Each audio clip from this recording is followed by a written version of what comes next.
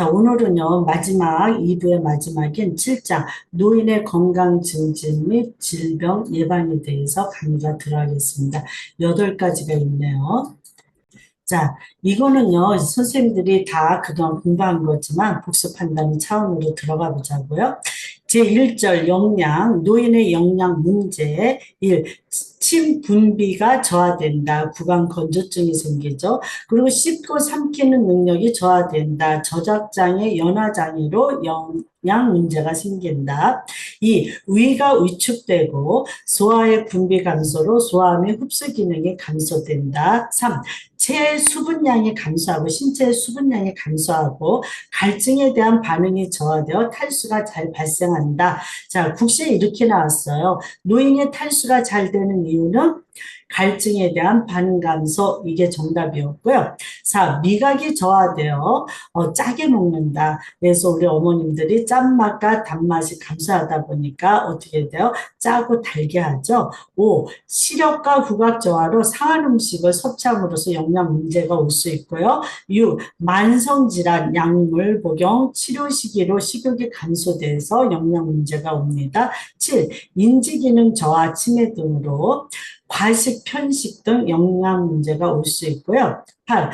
우울, 은퇴, 고독 등 심리적인 이유와 활동량 감소로 식욕이 감소해서 9. 독거노인이나 사회적으로 고립된 노인은 식사 내용에 단조롭고, 한두 가지 음식만 놓고 잡수시겠죠. 식사 시간이 불규칙하다.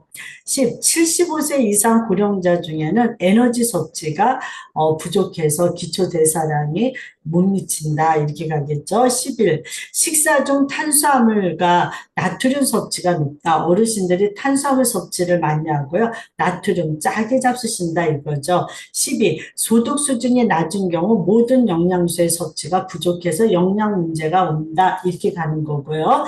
자, 한국인을 위한 식생활 지침을 보면은요. 1. 채소, 과일, 곡류, 고기, 생선, 달걀, 콩류, 우유, 유제품은 매일 균형 있게 먹자. 2. 덜 짜고 덜 달고 덜 기름지게 먹고 술은 절제하자. 3. 아침 식사는 꼭 하며 물은 충분히 마시자.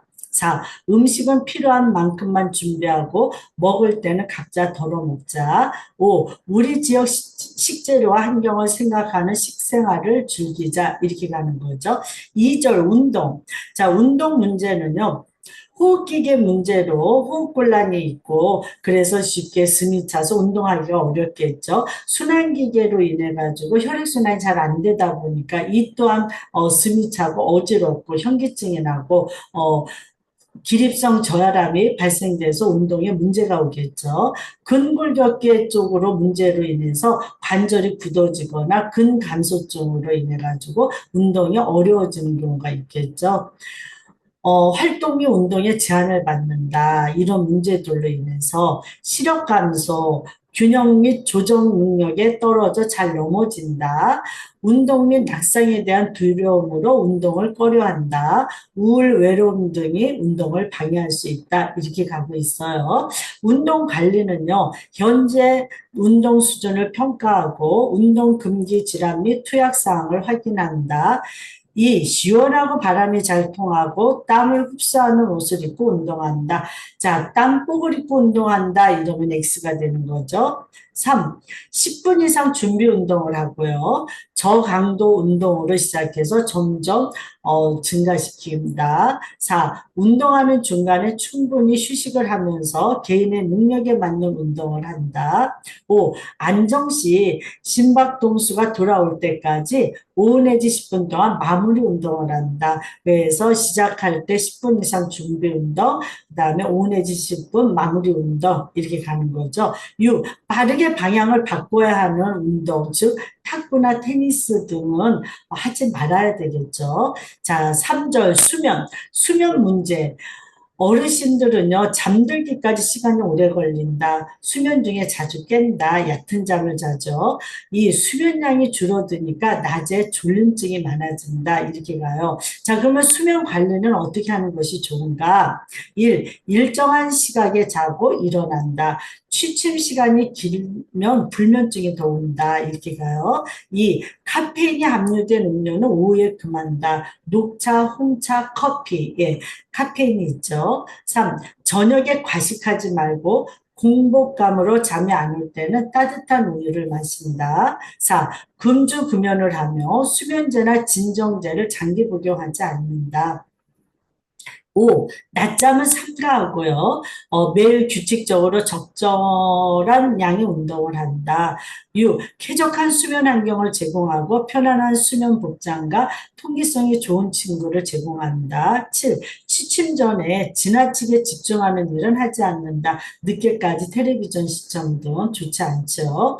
제3절 수면을 방해하는 요인은요. 환경적 요인으로는 빛, 실내 온도, 습도, 소음, 침구 등이 있겠죠. 신체적인 원인으로는 통증, 가려움증, 정신질환, 공복, 약물, 호흡곤란 등이 있겠고요. 정신적인 원인으로는 우울, 긴장, 걱정, 치매, 분노, 신경질, 외로움 등이 있겠고요. 생활 습관의 변화로는 낮잠을 많이 주무신다든지 운동량 저하, 낮 동안 움직임이 감소한다든지 수면 전의 습관으로 독서, 음주, 음악 등을 해서 수면에 방해를 줄 수가 있겠죠. 수면을 방해하는 기후식품인 커피나 담배를 사용할 때, 이럴 때 어떻게 돼요? 수면을 방해하게 되겠죠. 그럼 편안한 수면을 위한 지원으로는 편안한 환경을 만들어줘야 되겠죠. 수면에 좋은 환경을. 적절한 실내 온도와 습도를 쾌적한 환경을 유지해 주시고요. 활동할 때 복장과 야간에 편안한 수면 복장으로 구별해서 입어주고요. 침구는 통기성이 좋고 선호하는 침구를 사용하고 야간 취침 전에 구강 케어, 조교, 배설 등 개인에 맞춘 요양을 제공해 준다. 이렇게 가는 거죠. 자, 제4절 성생활. 여성 호르몬 분비 감소로 질 분비물이 감소되어 성교시 불편감과 통증을 증가한다. 이 당뇨병을 가진 노인은요, 발기부전을 경험할 수 있어요. 3. 관절염의 통증은 성적 활동에 방해가 되고요. 항염증성 약물은 성욕을 감소시킵니다. 4. 파킨슨 약물 치료제는요, 성욕을 높여줘요. 하지만 성기능을 높여주는 것은 아니다. 이거 좀 기억해 주시고요. 5. 뇌졸중 노인의 성생활을 막을 필요는 없다. 왜? 성생활이 뇌졸중 재발과 관련이 없기 때문에 이것도 알고 가시고요. 6. 자궁 저출술, 유방 절제술, 전립선 절제술은 성기능에 문제가 없다. 이거 좀 꼭 알고 가세요. 7. 과도한 알코올 섭취나 약물 중에 강심제, 이뇨제, 고혈압약, 신경안정제, 항진정제 이거는 뭔가를 진정시키고 다운시키니까 혈액순환이 잘 안 되고요. 예, 그렇기 때문에 성 문제를 유발할 수 있다. 즉 성기능이 저하된다. 이렇게 가고 있어요. 자, 성생활 관리를 볼까요? 1. 노인의 성적 욕구 및 성적 표현은 기본 욕구의 하나이다. 매슬로의 기본 욕구죠. 생리적인 욕구에 들어가죠. 성욕이. 2. 운동을 꾸준히 하고 건강검진을 받으며 건강한 체력을 유지한다. 3. 여성 노인은 윤활제를 사용하는 것이 좋다. 4. 약물 처방을 받을 때는 성기능에 어떤 영향을 주는지 확인한다. 고혈압약이 좀 성기능 저하를 시키죠. 5. 개인의 사생활을 존중해주고 개인의 특성에 맞게 도와준다. 6. 부부관계가 원활하지 않을 때는 서로를 감싸주는 것도 성기능 향상에 좋다. 자, 노년기의 성적 활동을 보면은요, 1. 성 능력이 감퇴되는 것은 아니다. 빈도는 남녀 간 차이가 있다. 3. 생리적인 반응 유형이 변하는 것은 아니다. 4. 성 반응의 시간상 유형은 변화한다. 예. 5. 질병은 성행위의 제한 요인이 된다. 6. 부부의 상태와 성적 활동 간에는 깊은 관계가 있다. 7. 초기 형성된 성행위의 유형이 계속되는 경향이 있다. 8. 연령 증가에 따라 수행 능력은 부진할 수 있다. 9. 성적 수행 능력의 개인차가 크다. 10. 신체적, 심리적 요인이 성행위에 큰 영향을 미칠 수 있다. 11. 노인이 성생활을 안 한다는 인식은 잘못된 것이다. 자, 3. 생활시설에서의 인권 실천을 위한 가이드라인. 시설 종사자들은 노인도 성적 존재임을 인정하고 성적 욕구에 대해 인식한다. 시설 종사자들은 노인의 성을 이해하고 상담을 진행하도록 전문 교육을 실시한다. 이렇게 가고요. 3. 부부가 한 방을 쓸 수 있도록 배려한다. 노인 부부는 각 방을 사용하는 것이 좋다. 국시 지문에 나왔거든요. 이건 아니다. 이렇게 가죠. 4. 노인이 성을 긍정적으로 인식하고 표현할 수 있는 프로그램을 제시해 주고요. 5. 성적 욕구를 건강하게 해소할 수 있는 프로그램도 제공해 주고요. 6. 노인의 개별적인 욕구 표현은 존중돼야지 되고 시설은 최대한 욕구를 해결해 줘야지 되겠죠. 7. 시설생활 노인의 욕구가 가족의 욕구나 개인의 권리가 충돌이 있을 때는 윤리적 의사결정 과정이 필요한 서비스 판정위원회를 개최해서 그의 결과에 따르고요. 그거를 문서로 기록해 놓아야지 되겠습니다. 예. 자, 5절 약물 사용. 이 약물 사용은 시험에 잘 나와요, 선생님. 노인이 약물에 민감하고 노인분들은 약물 중독에 잘 걸린다. 이렇게 가죠. 1. 노인 약물 상호작용 예방법. 1. 복용하는 약물의 이름과 효과를 알아야 한다. 2. 처방받은 약의 올바른 용량, 복용 시간, 복용 방법으로 복용해야 한다. 3. 약은 정해진 보관 방법대로 보관해야지 되겠죠. 4. 약물의 부작용이 있는지 확인한다. 항상 약을 드실 때 부작용 여부를 확인해라. 이렇게 가죠. 5. 비처방약. 이거는 뭐냐면 주로 건강식품이죠. 처방받지 않는 건강식품. 이것도 복용 전에 의사와 상담해야지 된다. 6. 다른 사람에게 처방된 약은 절대로 복용해서는 안 된다. 서로 성분이 다를 수 있어요. 7. 현재 복용 약물에 대한 기록을 갖고 진료 시 의료진에게 보여준다. 자, 편의점에서 구입 가능한 비상약에는 시험 문제 몇 번 나왔거든요. 해열 진통제, 감기약, 소화제, 파스. 이거 네 가지 꼭 알고 가시고요. 동일한 약품은 한 번에 일정 양만 살 수 있다. 겉포장과 약품 설명서를 확인해서 정해진 용량만 복용한다. 자, 이 노인 약물 복용 원칙. 1. 복용하던 약을 의사의 처방 없이 중단하면 절대 안 되겠죠. 예. 2. 처방을 무시하고 정해진 양보다 적거나 많이 복용해서는 안 된다. 당연하겠죠. 3. 약을 술과 같이 먹으면 안 된다. 왜요? 효과가 떨어지거나 부작용이 유발할 수 있기 때문에 술과 같이 먹으면 안 된다.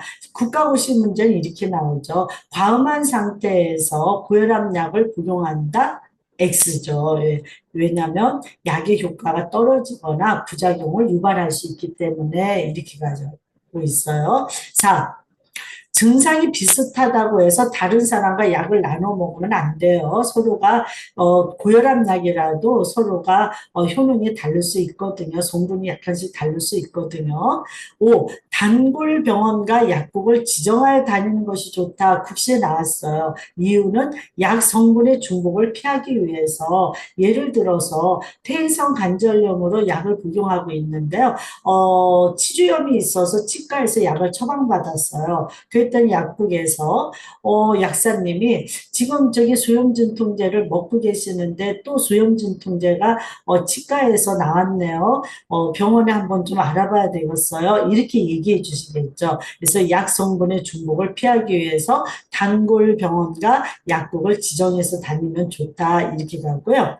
6. 진료 전에 복용 중인 약물과 약물 알레르기에 대해서 알린다. 병원에 가면 먹는 약이 있나요? 무슨 약 드세요? 어떤 약 드세요? 라고 꼭 물어보죠. 약물에 대한 부작용이나 알레르기가 있었나요? 라고 꼭 물어보죠. 그러니까 꼭 알려드려야지 돼요. 7. 진료 후 이전 처방약은 복용하지 말고 가장 최근의 처방약을 복용한다. 자, 혈압이 좀 안정됐으니까 혈압약 좀 줄이겠습니다. 용량이 줄어드는 거죠. 고지혈증 약은 좀 다른 약으로 바꾸겠습니다. 약이 변경된 거죠. 그렇기 때문에 이전 약을 먹지 말고 가장 최근의 처방약을 복용해라. 이렇게 가는 거죠. 8. 이전 처방약이 많이 남은 경우에는 복용할 수 있는지 의사에게 확인받는다. 9. 약 복용 시간을 지키고 약이 쓰다고 다른 것과 함께 복용하면 안 된다. 있죠. 공복 시에 속 쓰릴까 봐 우유와 함께 약을 먹는다 그러면 약의 효과가 떨어지겠죠. 예. 하지만 빈혈 치료를 위해서 철분약은 오렌지 주스와 함께 복용하면 좋다. 왜? 철분약은 비타민 C와 함께 복용하도록 되어 있죠. 비타민 C가 철분 흡수를 도와주니까 그것만 한 가지 딱 예외입니다. 아셨죠? 약이 쓰다고 다른 거와 함께 먹으면 절대 안 돼요. 분할선이 있는 약 외에는 약을 쪼개서 복용하면 안 된다. 하얀 약에 선이 딱 가 있는 거 있죠? 그거는 분할선이 있는 약이에요. 분할선이 있는 약만 쪼개거나 갈아서 드실 수 있다. 이렇게 가는 거고요. 10일, 약 복용 시간을 놓쳤다면 생각난 즉시 복용한다. 12. 약 복용을 잊어버렸다고 그 다음 복용 시간에 두 배로 복용하면 안 되겠죠. 예. 13. 다음 복용 시간이 가까워질 때는 그날 아예 다음 복용 시간에 복용해야지. 어떻게 하겠어요. 그렇죠? 어머 12시쯤 돼서 어머 아침약 안 먹었네. 이렇다고 그때 아침약 먹고 또 식사하고 나서 한두 시간 있다 점심약 먹고 할 수는 없잖아요. 그렇죠? 네. 공복 상태에서도 고혈압 약은 꼭 챙겨 먹는다. 예. 공복일더라도 어떻게 돼요? 고혈압 약은 먹는다. 종합검진 받을 때, 혈압약만 아침에 조그만 물로 드시고 오세요. 이러죠. 혈압약은 공복 시에도 먹을 수 있다. 과음한 상태에도 고혈압 약은 복용한다. X 있죠. 왜냐하면 알코올이 약의 효과를 떨어뜨리거나 부작용을 유발하기 때문에 이렇게 가는 거죠. 분할선이 있는 약만 쪼개거나 분쇄해 복용할 수 있다.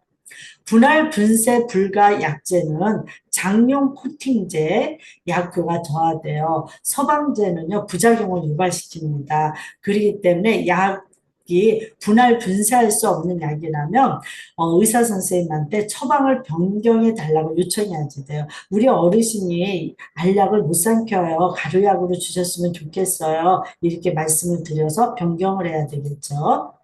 노인에서 부작용이 흔한 약물, 1. 소염 진통제, 신장기능저하 신부전이 있는 경우에는 의사와 상담을 해야지 되고요. 당뇨병 약을 먹는 분들은요, 식사가 불규칙한 경우 저혈당이 올 수 있어요. 그래서 당뇨 약을 드시거나 당뇨병 환자들은 일정한 시간에 일정한 약을 규칙적으로 식사를 하셔야지 되죠. 스테로이드제는 정신장애, 우울과 선마, 소화기 궤양, 당뇨병, 면역 저하 등의 부작용을 일으키고요. 수면제 등 신경정신계 약물은요. 증상 조절을 위한 적절한 약물 복용은 증상 관리에 도움이 돼요. 잠을 못 자니까 잠을 주무시게 하죠. 하지만 낙상, 변비, 배뇨장애 등의 사고 예방에 주의해야지 된다. 4. 약 복용 시 주의해야 하는 음식들. 자몽 주스와 고혈압약, 고지혈증약, 수면제랑 같이 먹으면 부작용을 유발시킨다는 거요. 시금치는요, 부정맥 치료제인 와파린과 함께 먹으면 약의 효과가 감소된대요. 그래서 약을 먹고 한 2시간 있다가 시금치를 조금 잡수셔라 이렇게 가는 거죠. 예, 파킨슨 치료약도 단백질과 같이 먹지 말라 그랬죠. 그거는 뭐냐면 부작용이 있기 때문에 그러니까 파킨슨 약을 먹고 한 2시간 있다가 약이 이제 분해돼서 흡수가 다 된 시간에 단백질 음식을 좀 드셔라 이렇게 가는 거예요. 약과 함께 커피, 유제품, 인삼, 홍삼, 콜라, 술 등을 먹으면 부작용을 유발할 수 있다. 있죠. 약은 물과 함께 복용하고 궁금한 점이 있으면 꼭 의료진과 상의해야지 된다. 자, 제6절의 금연과 절제예요. 금연. 흡연은 암과 동맥경화증, 뇌혈관 질환, 심혈관 질환, 호흡기계 질환을 유발한다. 네, 흡연은 백해무이 100가지 해롭고 이론 하나도 없죠. 그렇죠? 자, 2번 간접 흡연도 직접 흡연과 같이 다양한 질병을 유발할 수 있다. 밑줄 자. 있죠. 중요해요. 3. 담배를 잠깐 끊는 것만으로도 노인의 손상된 건강을 증진할 수 있다. 밑줄 자. 있죠. 이게 50년 이상 담배를 피웠다 할지라도 잠깐 담배를 끊어도 건강을 증진시키고 회복할 수 있다. 이게 키포인트예요. 4. 금연, 약물 치료를 하면 6개월 금연 성공률을 올릴 수 있다. 병원, 의원이나 보건소에서 금연을 위해서 흡연자의 의지 변화에 맞춘 상담을 해주고 있어요. 보건복지부에서 금연 상담 전화를 운영하고 있어 무료로 금연 정보 및 상담이 가능합니다. 절주하는 방법. 1. 음주와 흡연을 동시에 할 경우 위험은 2배가 된다. 배 이상이 된다. 2. 적정 음주란 자신과 타인에게 해가 되지 않는 수준으로 음주하는 것. 3. 한두 잔의 술도 피하고 스트레스를 피하고 운동과 여가 활동을 한다. 4. 빈속에 술을 마시지 말고 술을 마시지 않음을 주변 사람들에게 공포해서요. 지속적으로 도움을 받는다. 금단 증상 대처 및 스트레스 관리. 1. 적절한 영양 및 비타민을 섭취한다. 2. 금단 증상이 심하면 병의원을 방문한다. 3. 언제 술 생각이 나는지 파악하여 유발사항을 피한다. 4. 취미생활, 요가, 명상 등으로 스트레스를 푼다. 좋죠. 5. 규칙적인 생활 습관을 유지하고 충분한 수면을 취한다. 이렇게 갑니다. 자, 제7절의 예방접종. 예방접종은 시험 문제 잘 나와요. 독감, 인플루엔자 예방접종, 매년 1회 접종, 1년에 1회 예방접종 있죠.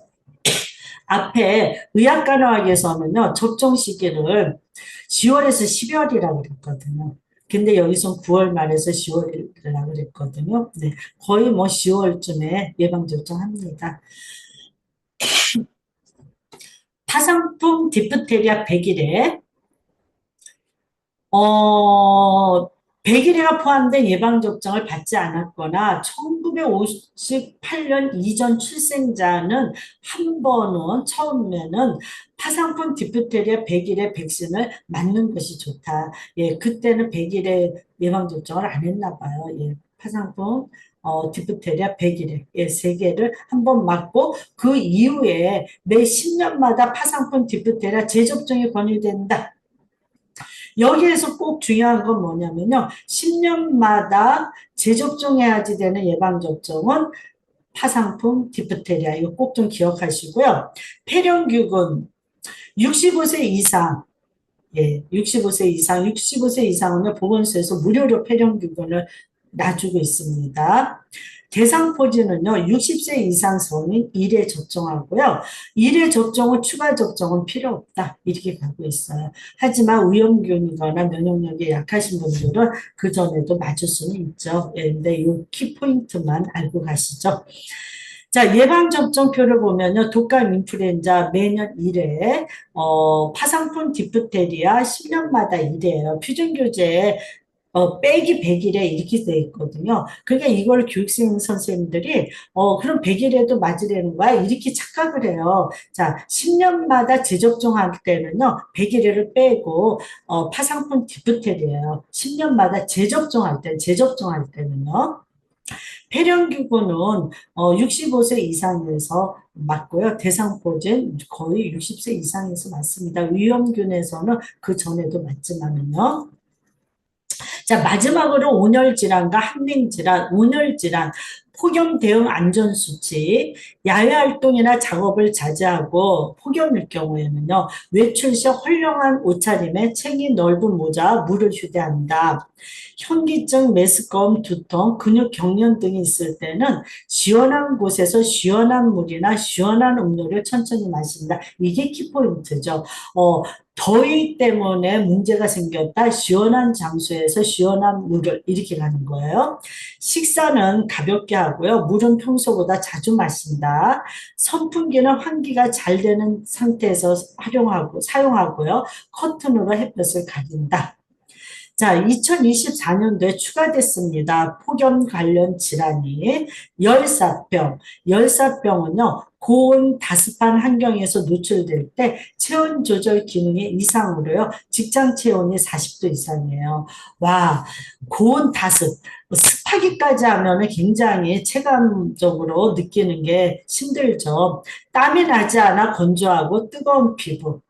오한, 현기증, 두통, 경련, 빈맥, 맥이 빨라지고요. 빈호흡, 호흡도 빨라지고 헛소리, 혼수 상태 등이 나타납니다. 즉시 119에 신고한 후에 시원한 곳으로 옮깁니다. 옷을 벗기거나 시원한 물로 적시고 몸에 부채나 선풍기로 바람을 불어서 열을 떨어뜨려야죠. 이때 대상자의 체온이 너무 떨어지지 않도록 주의하면서 의식이 없을 때는 절대로 음료나 입에 음식을 넣어주면 안 되는 건 기본이죠. 열탈진. 땀을 많이 흘린 후에 발생을 한대요. 그래서 차고 젖은 피부, 심한 갈증과 땀을 많이 흘렸으니까 갈증이 나겠죠. 극심한 무력감, 피로, 창백함, 근육경련, 현기증, 식욕감퇴, 두통, 오심, 구토 등이 발생합니다. 체온은 크게 상승하지는 않는데요. 서늘하고 통풍이 있는 곳에서 휴식하면서 땀을 많이 흘렸으니까 어떻게 돼요? 염분과 수분을 보충한다. 그래서 소금물을 좀 드리는 게 좋다 있죠. 시원한 물로 샤워하고 증상이 1시간 이상 지속되면 병원 진료를 받도록 한다. 열경련. 폭염 시 심한 신체 활동을 해가지고 근육에 경련이 발생하는 거예요. 폭염 시. 근육 경련이 30초 정도 일어나는데 심하면 2, 3분 동안도 지속될 수 있다. 서늘하고 통풍이 있는 곳에 옮기고요. 어, 염분과 수분을 보충한다. 경련이 일어난 근육은 마사지로 풀어준다. 이렇게 가고요. 폭염에 의한 온열 질환 응급처치, 열발진, 다발성 붉은 뽀르지 또는 소수포 물집이 생기고요. 어디에? 목, 가슴 상부에 서해부, 유방 밑에, 팔꿈치 안쪽에 생겨요. 자, 응급처치는요, 시원하고 건조한 장소로 옮기고요. 소수포난 부위는 건조를 유지시켜주고 살포제를 사용한다. 처방받음. 열성 부종, 발이나 발목 부종이 생기면은요, 시원한 장소에서 발을 눕힌 자세로 휴식하고요. 열실신, 일시적으로 의식 소실이 있거나 어지러움증이 있을 때 시원한 장소로 옮겨 평평한 곳에 눕히고요. 물, 스포츠 음료, 이온 음료죠. 주스 등을 천천히 마시도록 한다. 이렇게 가고요. 열경련, 팔다리, 복부, 손가락에 근육 경련이 생겨요. 바로 응급실 해야 되는 경우는 경련이 1시간 이상 지속되는 경우, 기존에 심장질환이 있는 분들이 열경련이 생겼을 때 평상시 저염시기를 할 경우 이럴 때는 응급실로 꼭 가야지 된다. 자, 서늘한 곳에서 휴식을 취하게 하고요. 일반적으로는 경련이 일어난 근육은 마사지 해주죠. 경련이 멈춘 후 바로 일을 시작하면 안 된다는 거예요. 스포츠 음료나 이온 음료, 주스, 투명 가죽, 이게 알맹이가 없는 가죽 등을 마시도록 한다. 물 1리터에 소금 한 티스푼을 섞여서 0.1% 식용수를 마시도록 하는 거죠. 예, 왜냐하면 많이 땀을 흘렸으니까요. 열탈진. 땀을 많이 흘린다. 과도한 바람, 차고 젖은 피부, 체온은 상승하지 않고요. 피로, 무력감, 창백함, 흥미, 어지러움, 오심, 구토 등이 있고요. 시원한 곳이나 에어컨 있는 장소에서 휴식을 취하고 스포츠 음료나 이온 음료, 주스, 투명 가죽 등을 마시고요. 시원한 물로 샤워하거나 목욕하도록 하고요. 1시간 이상 증상이 지속되면 병원에 꼭 진료를 받도록 하고요. 병원에서 수액을 통해서 수분과 염분 보충을 해주는 것이 응급처치죠. 자, 마지막으로 열사병. 40도가 넘는 직장 체온 온도를 나타내고요. 땀이 나지 않고 건조하고 뜨거운 피부예요.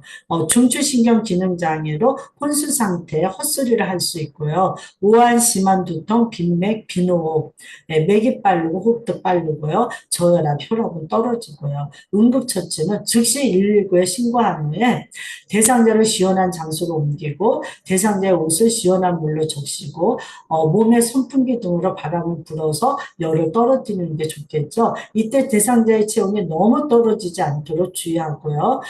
의식이 없는 경우 대상자에게 음료를 주면 절대 안 됩니다. 자, 이제 마지막으로 한냉 질환 있죠. 한냉 질환의 예방 수치, 실외 운동보다는 추우니까는요, 실내 운동을 하는 것이 좋다. 이 운동 시간은 새벽보다는 뭐예요? 낮 시간대를 이용해라. 새벽에는 날씨가 너무 좀 차니까요. 3. 추운 날에는 야외 활동을 피한다. 4. 외출 시에는 내복을 입고 얇은 옷을 겹쳐 입는 것이 좋아요. 5. 온몸과 발을 따뜻하게 보온한 후에 외출한다. 한냉 관련 질환을 보면은요, 저체온증. 추운 기온에 노출되어서 체온이 떨어진 상태예요. 몸떨림, 피로감, 착란, 어눌한 말투, 기억상실, 졸림 등의 증상이 있겠죠. 119에 신고한 후 젖은 옷은 벗기고 이때는 한냉 질환일 때는 몸을 따뜻하게 해줘야 되겠죠. 따뜻한 음료를 주고 단 음식을 준다 이렇게 갑니다. 동상 한파에 노출되어 피부 및 피하 조직에 손상을 입는 거죠. 코, 귀, 뺨, 턱, 손가락, 발가락 등이 생기고요. 동상이 피부색이 창백하거나 누런 회색으로 변하고 피부가 단단해지면 무감각해지죠. 동상이 걸리면요. 신속히 병원 진료받거나 따뜻한 장소로 이동해서 동상 부위를 따뜻한 물에 담그게 한다. 예. 심혈관계 질환, 호흡기계 질환, 낙상 사고, 겨울에는 혈관이 수축돼서 혈압 상승으로 심근경색이나 뇌졸중이 발생할 수 있어요. 차고 건조한 공기로 천식이나 호흡기 질환이 발생할 수 있죠. 낮은 기온으로 인해 관절 주변이 뻣뻣해져서 낙상 발생 위험이 높고요. 가급적 추운 날에는 야외 활동은 피하고 보온에 주의를 기울이는 것이 좋겠죠. 네, 수고하셨습니다.